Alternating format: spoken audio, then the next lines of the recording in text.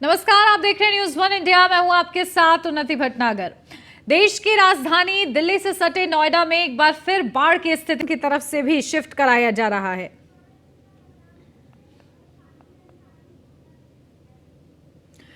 Update ले लेते हैं कि आखिर ग्राउंड जीरो की क्या स्थिति है। सौरभ मिश्रा हमारे संवाददाता बलरामपुर से जुड़ गए हैं, कादिर अंसारी हमारे संवाददाता गोंडा से हमारे साथ जुड़ गए हैं। सबसे पहले सौरभ का रुख करते हैं। सौरभ, क्या स्थिति बनी हुई है बलरामपुर में? पानी का जलस्तर कैसा है? क्या लोगों को परेशानी वहां पर हो रही है?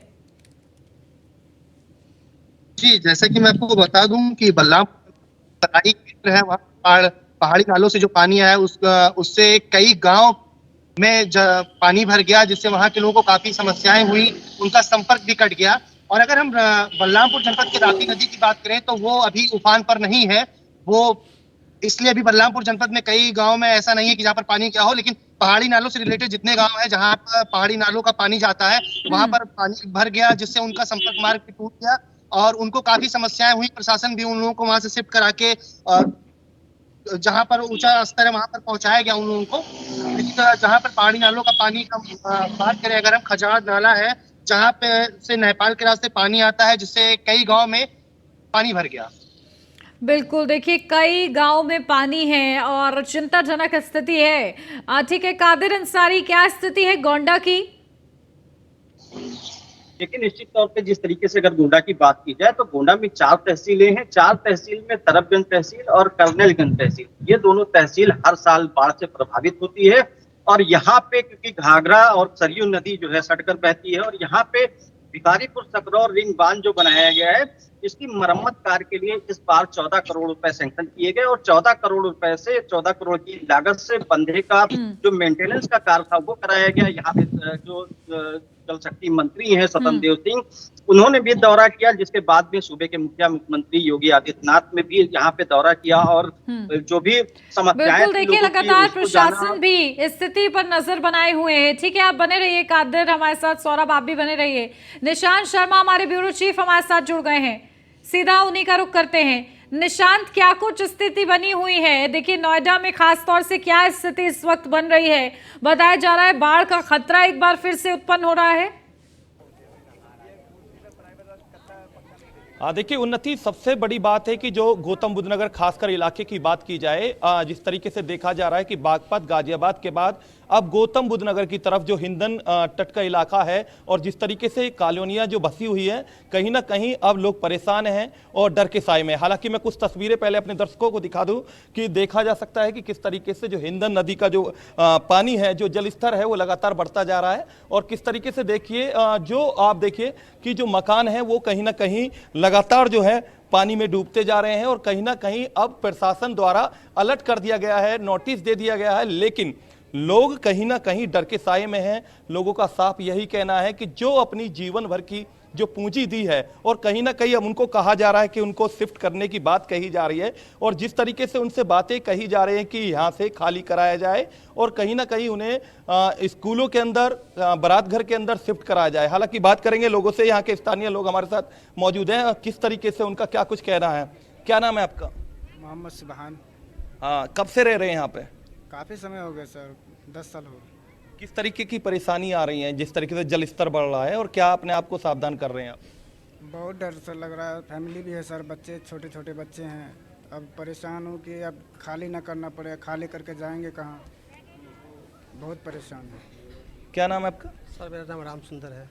राम सुंदर, जैसे जल स्तर लगातार बढ़ रहा है और प्रशासन कह चुका है कि चेतावनी दे चुका है, नोटिस दे चुका है, क्या कुछ आपको सुविधा मिल पा रही है? किस तरीके से आप सावधानी कर रहे हैं? क्या खाली कर रहे हैं घर अपना? सर शाम को आया था प्रशासन, सबको बोल गए कि भाई यहाँ से खाली करो। सबकी लाइट बिजली काट गए, तो सर लाइट काट दिए, सबको बाहर कर दिए, घर खाली करो। लेकिन घर खाली करके सभी लोग रोड पे बैठे हुए हैं, तो वो अभी खाएगा क्या, रहेगा क्या? अभी बारिश तो नहीं हो रही है, बादल चल रहा है, अभी बारिश हो जाए सब भीग जाएंगे। तो सर हम अभी फ़िलहाल में सरकार से तो यही अनुरोध करते हैं कि कम से कम जो बाहर रोड पर है उनके लिए कुछ रहने की व्यवस्था किया जाए, उनके कुछ खाने की व्यवस्था किया जाए। हमारा तो यही मांग है सरकार से। क्या कुछ मांगे हैं आपकी, क्योंकि जल स्तर लगातार बढ़ रहा है, आपको कहीं ना कहीं घर खाली करना पड़ेगा? सरकार को इसमें सहायता करना चाहिए, कहीं रोड पे भी या बारात घर में जो व्यवस्था करना चाहिए सरकार, खाने पीने का, रहने की सुविधा, ये सब तो सरकार को व्यवस्था करना चाहिए। जी। बिजली कब से नहीं आ रही है? बिजली तो कट गई रात को, कल से नहीं आ रही है। 24 घंटा हो गया, बिजली काट दिया गया। तो गर्मी भी चल रही है, तो बच्चे कहाँ रहेंगे?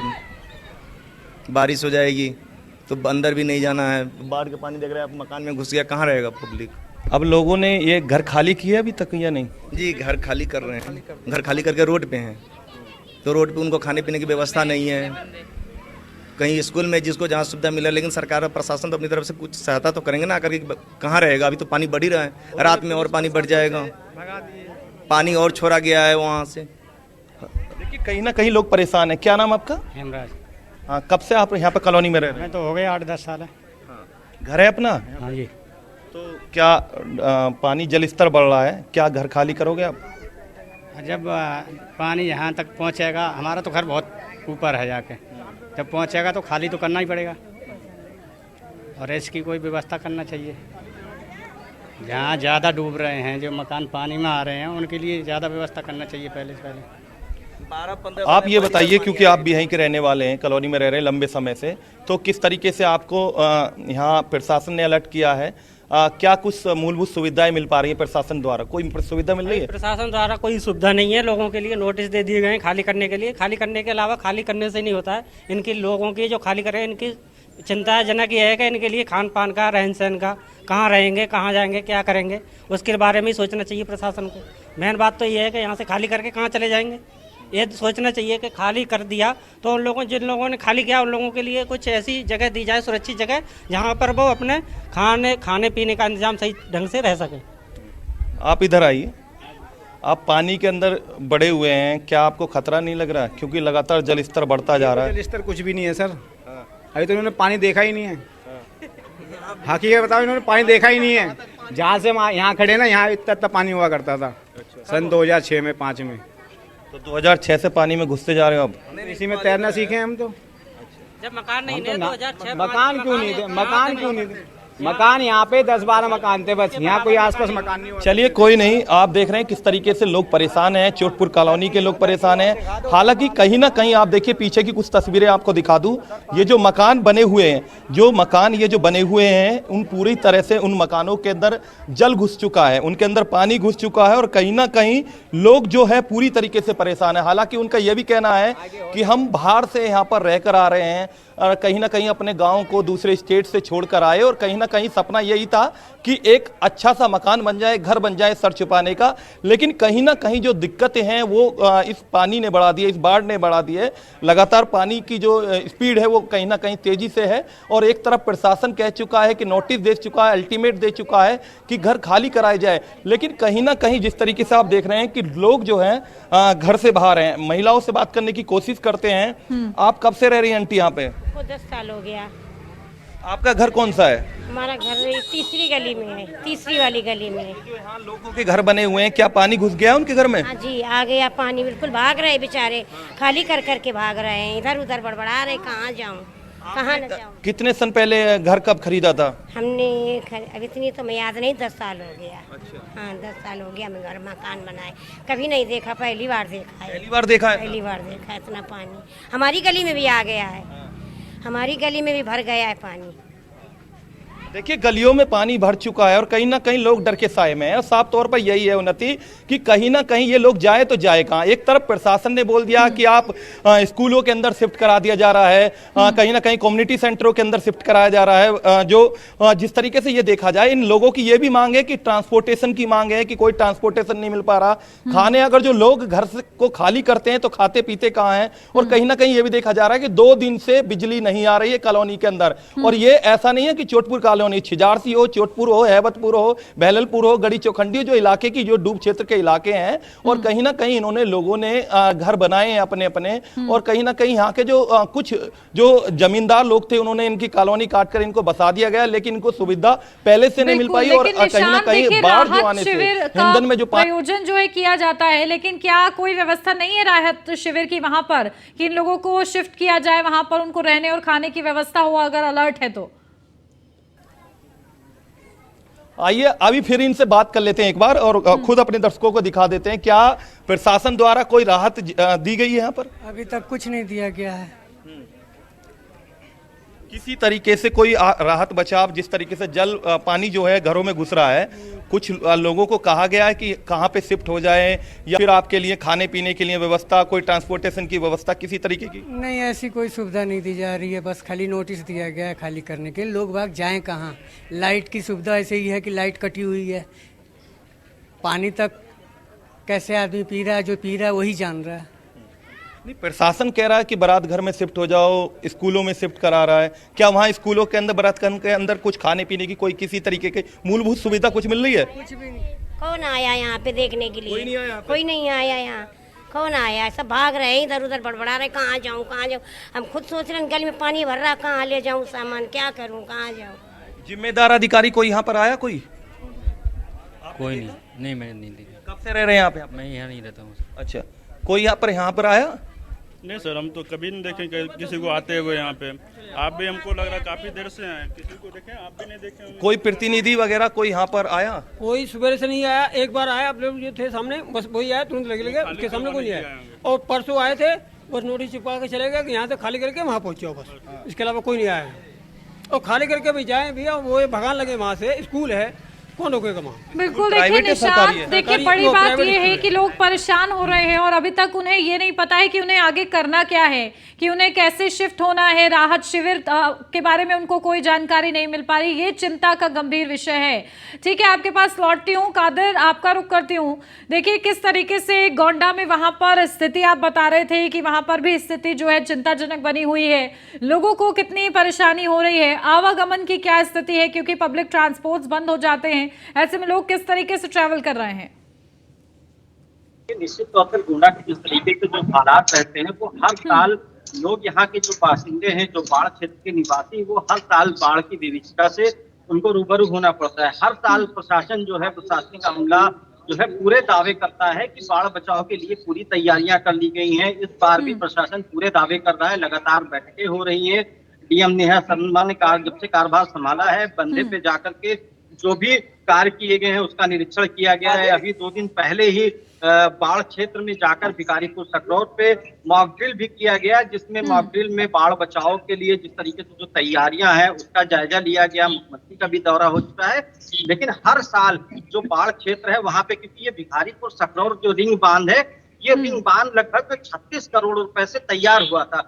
लेकिन अगर बात की जाए, ये रिंग बांध 36 करोड़ से जो तैयार हुआ था, अब तक इस पूरे बांध में जो है लगभग 350 करोड़ रुपए से केवल मेंटेनेंस कराया जा चुका है।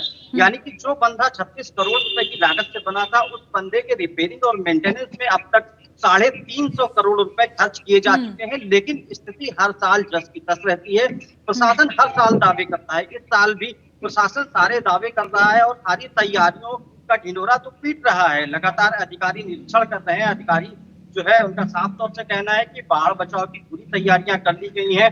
जो राहत सामग्री है उसके टेंडर कराए जा चुके हैं। स्वास्थ्य विभाग को चुस्त दुरुस्त कर दिया गया है। हर तरीके की तैयारियां पूरी कर ली गई हैं। लेकिन लगातार घाघरा नदी जो है, पहाड़ी क्षेत्रों से लाखों क्यूसेक पानी छोड़ा जा रहा है और घाघरा नदी का जलस्तर धीरे धीरे बढ़ता नजर आ रहा है।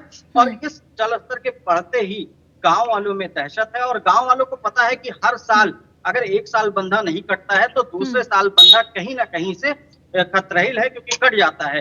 18 किलोमीटर से लेकर के 17 किलोमीटर के बीच का 1 किलोमीटर बंधा अभी भी खतरे के जद में है, जिसको लेकर के प्रशासन ने, क्योंकि पूर्व में यहाँ पे ड्रेजिंग भी कराई गई थी, ड्रेजिंग करा के जो है। बिल्कुल कादिर, क्या कोई मौके पर अधिकारी प्रतिनिधि कोई पहुंच रहा है कि वहां की स्थिति को परखा जाए? आप बता रहे व्यवस्थाएं कर रखी है, लेकिन क्या स्थिति का जायजा लिया जा रहा है?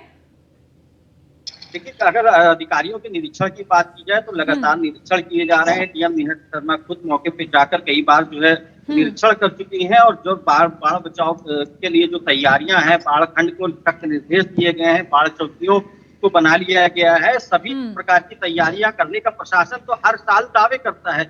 लेकिन घाघरा नदी का जलस्तर जिस तरीके से बढ़ रहा है, क्योंकि खतरे के निशान से कुछ सेंटीमीटर जो है घाघरा नदी का जलस्तर है, तो ऐसे में सवाल ये उठता है कि हर साल प्रशासन दावे तो करता है, लेकिन उन दावों पे प्रशासन किस तरीके से खरा उतरता है, कि लोगों की दुश्वारियां लगातार वहां पे देखने को मिलती है। लगातार बंधे का निरीक्षण न्यूज वन इंडिया करती है। न्यूज वन इंडिया ने खुद धरातल पर जाकर लोगों से बातचीत की है। लोगों का साफ तौर से यही कहना रहता है कि हर साल बाढ़ बचाव के लिए जो तैयारियां होती हैं, जो प्रशासन दावे करता है, जो मदद की पुकार भरता है, लेकिन मौके की हकीकत कुछ और होती है। भले ही सूबे के मुख्यमंत्री योगी आदित्यनाथ तक निर्देश देते हों, लेकिन यहाँ पे जो आला अधिकारी हैं वो भी सख्ती बरतते हैं। उनका कहना रहता है कि सारी तैयारियां हैं, लेकिन धरातल की जो स्थिति रहती है, लोगों की दुश्वारियां बनी रहती है। लेकिन जिस तरीके से भिखारी को सकरौल की अगर बात की जाए तो यहाँ पे तो बंधा है, लेकिन यहाँ से कुछ ही किलोमीटर दूर हिमुआ घाट पड़ता है और नवाबगंज क्षेत्र पड़ता है। यहाँ पे लगभग 84 करोड़ की परियोजना से यहाँ का बांध निर्माण होना था, वहाँ पे बांध नहीं है। हर साल वहाँ की दुश्वारियां, क्योंकि जहाँ पे बांध है वहाँ पे तो कुछ गाँवों को बचाया जा सकता है, लेकिन जहाँ पे बांध नहीं है वहाँ के लोगों को हर साल लाखों दुश्वारियों का सामना करना पड़ता है। बिल्कुल, देखिए जहाँ पर बांध नहीं है वहां पर प्रशासन कितना सतर्क रहता है ये देखना होगा। सौरभ का रुख करते हैं। सौरभ, देखिए आपने बताया कि बलरामपुर में फिलहाल अभी स्थिति इतनी भी ज्यादा बदतर नहीं हुई है, लेकिन क्या कुछ इलाके जो हैं चिन्हित किए गए हैं जिनको लेकर अलर्ट जारी किया गया है? जैसा कि आपको को चिन्हित किया गया है और जो पिछली बार जहां पर कटाई हुई थी, जहां पर कई गांव जलमग्न हो गए थे, उनको बचाने का प्रयास किया गया। कई सौ करोड़ रुपए की लागत से उन गांवों को बचाने का प्रयास किया जा रहा है। जैसे हम आपको बता दें, चंदापुर बंधा है जिसको नदी को डाइवर्ट करने के लिए कई सौ करोड़ की योजना जियो ट्यूबलाइन वहां पर की गई, लेकिन वो सफल नहीं हो पाई और नदी फिर अपने पुरानी जगहों पर वापस आ गई है।